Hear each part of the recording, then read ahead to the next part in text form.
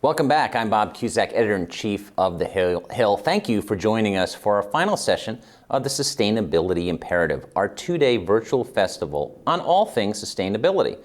I'd like to thank our sponsor, the Environmental Defense Fund, for its support of today's event. During our final segment today, we'll be speaking with sustainability thought leaders across a spectrum of expertise, from discussing conservation with actress Sigourney Weaver to highlighting Republican climate action on Capitol Hill with Congressman John Curtis, and much more. But before we dive in, don't forget you can tweet us at The Hill Events using the hashtag The Hill Sustainability. My first guest this afternoon is Secretary of Energy Jennifer Granholm. She is a former governor of Michigan, where she added clean energy to the state's economic portfolio. Prior to that, she was also the state's Attorney General. I spoke to her a short while ago. A big welcome to you, Secretary Jennifer Granholm.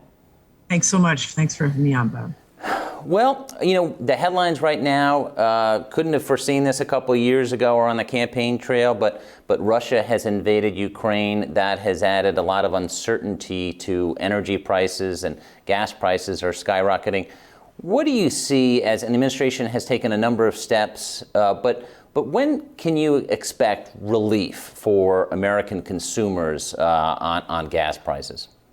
Well, let me just start by saying, of course, the president is really concerned about this because 70% of the rise in inflation is attributable to fuel costs. And so it's one of the reasons why he has pulled out the biggest tool in our arsenal, which is the ability to release barrels of oil from the Strategic Petroleum Reserve. It's the largest release that has ever been done in the history of the United States, 180 million barrels. And then he went to our allies to ask them to do the same thing from their Strategic Petroleum Reserves. So number one is to make sure we have enough supply available. And the supply, of course, has come offline because Russia has invaded Ukraine, and all sorts of countries, including the US, including Canada, and others have said we are not going to buy Russian oil. And so that takes about 1.5 million barrels per day offline. We have to figure out how to replace that in order to stabilize markets. We've asked the oil and gas industry in the United States and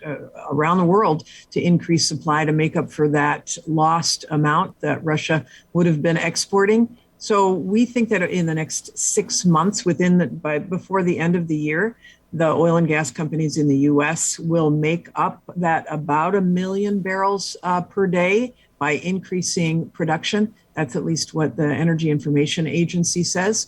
But ultimately, Bob, I mean, if, for example, the European Union decides that they too are going to ban Russian oil, that will pull probably doubling the amount that has been pulled off. And so the question, and that will cause supply to contract, and that will cause prices to go up. So I think, you know, I have to be honest, I mean, within the next near amount of time, it's going to be difficult to see prices drop significantly because of the war in Ukraine. If you told me that the war was going to end very soon and we were going to be able to figure out how to replace those barrels, that would be a different thing. But I don't think we're in a certainty mode at this moment. The Biden administration has had a very aggressive agenda on climate change, and a lot of climate change provisions were in Build Back Better, but that legislation has now basically died at the end of December because Democrats couldn't unite behind it, including Senator Joe Manchin and Senator Sinema. Are you hopeful that some type of Build Back Better, some version of it that could include certainly energy, maybe a trimmed down healthcare components, could move before the election? I definitely am optimistic that we will see the elements of the tax credits, for example, that were in that Build Back Better be adopted. Now, as we know, that there's a lot of discussion about whether there's a bill that will be proceeding through reconciliation or through regular order. Bottom line is, I do think that there, especially because of the invasion of Ukraine, especially because we do not want to be under the thumb of petro dictators, and we want to transition to be energy independent. those Build Back Better climate, I mean, let's not call it Build Back Better because obviously that's changed, the title has changed, but the tax credits associated with clean energy to be able to really build out our energy sector. Democrats certainly have been very in favor of that, but Republicans have also said we want an all of the above strategy. Part of that all of the above strategy was addressed in the bipartisan infrastructure law, where there was a lot of technology that was invested in to be able to decarbonize fossil fuels. So now let's build out the other piece of it, which is the clean energy sector as well. And that's what those tax credits would do, including zero carbon emissions that both parties liked. For example, clean hydrogen. Even though the demonstration projects were funded in the bipartisan infrastructure law, you need to make sure that you are also funding the generation of that energy carrier. Same thing with nuclear power. So, and certainly renewable energy. So I think that desire to see us as being truly energy independent and allowing us to transition to clean energy and to fossil fuels that are decarbonized, I think will creates an opportunity for us to have a mix. And I will say one other thing that's really important in that, Bob, is for example, the Solar Energy Manufacturing Act, where you are incentivizing the build out of the products that will get us to the goal of being net zero by 2050. Those products are going to be are in demand all across the world. We should be making them in the United States, using them in the United States. And part of those incentives for manufacturing in the United States will address the concerns that people have about getting our supplies from elsewhere in the world.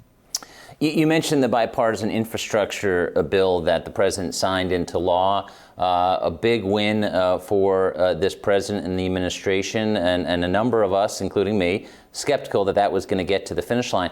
What happens now? Because publications like ours, we focus on legislation, but then it's got to be implemented. What do you see as the keys for implementing that huge law, which I know spans various government agencies, but over the next couple of years? What are the important things that people and really consumers need to know about so that they see a difference in their community?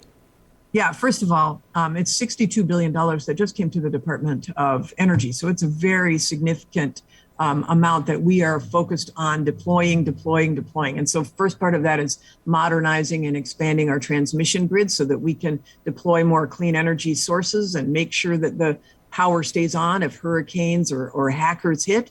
Then, of course, launching the clean energy demonstration projects that were funded in that bipartisan infrastructure law. And that means lowering the cost of next generation technologies like clean hydrogen, advanced nuclear, carbon capture, and get those to market. Making homes and schools and churches more energy efficient, because of course efficiency is an important piece of the effort to reduce our CO2 emissions. And that means, of course, making money, or at least retaining money for American families and businesses too. And then a big part of this too is ensuring that underserved and that frontline communities receive 40% of the benefits of these climate investments, communities that have been at the back of the line that really should be at the front of the line, that should be part of this clean energy future instead of being victimized by being in the shadows of power plants and having kids disproportionately with asthma, et cetera. We want to make sure that no pocket of America is left behind in this transition to clean energy, jobs all over, and energy independence.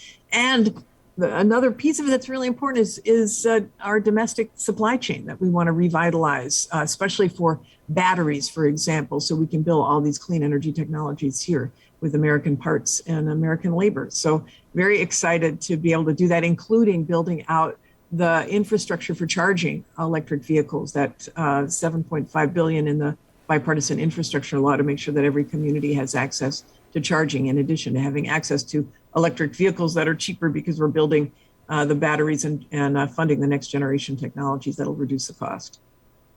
As I mentioned, you're a former governor of Michigan. What have you learned at the local level on energy issues that has been valuable to bring to Washington? I think one of the reasons why I think the president asked me to do this job is because I was governor of Michigan at the time the auto industry went into bankruptcy. And we had to figure out how were we going to diversify our economy, because essentially our our economic portfolio had been balanced on a table with one leg, which was the automotive industry, which we're really proud of. But we had built auto 1.0, car 1.0. We wanted to build car 2.0, which is the electric vehicle. And my point in raising this is that we went after strategically components of building the electric vehicle that were helped by the American, after the recession and the investment through the Recovery Act came to Michigan, funded a lot of the battery investments and the components to the battery, as well as the electric vehicle and saving the auto industry. I say all of that because every community is unique. For Michigan, it was autos. For Iowa, they're looking at tremendous advances in wind and biofuels. In Texas, there's also a huge amount of wind. Who's going to be manufacturing the offshore wind turbines that will meet the president's goal of getting to 30 gigawatts of offshore power? Well, they should be along the Atlantic coast. And when we get to the Pacific, when we get the platforms that are able to do offshore wind that's floating, those components should be manufactured there. My point is every pocket of America has something unique to offer, and every local unit of government ought to be evaluating what is their comparative advantage in this clean energy sector. It's a $27 trillion market between now and 2030. That's a huge amount of opportunity for us to be making these products and using them here. And that's what one of the lessons from the local unit is, that you can lift yourself up. You can lift yourself from your knees, like Michigan was, if you are a struggling community, using strategic thought about what is it that you have to bring to this conversation, given that the energy sector, the clean energy sector in particular, is so utterly diverse and vast. It is so important nationally, locally, and now globally, of course, specifically on national security. Energy is something we'll be talking about for short-term and the long-term. Secretary Granholm, thanks for joining us today. You bet. Thanks so much for having me on.